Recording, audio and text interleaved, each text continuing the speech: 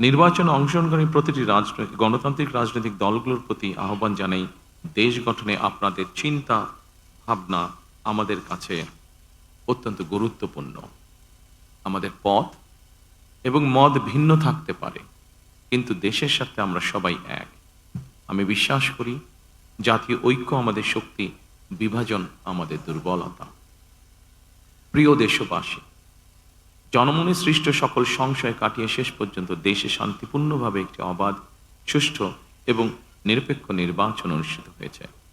এজন্য অন্তর্বর্তীকালীন সরকার এবং নির্বাচন কমিশনকে বিশেষ ধন্যবাদ জানাই। জনগণের প্রত্যাশিত এই নির্বাচন অনুষ্ঠানের জন্য গণতন্ত্রের ইতিহাসে আপনাদের অবদান স্মরণীয় হয়ে থাকবে।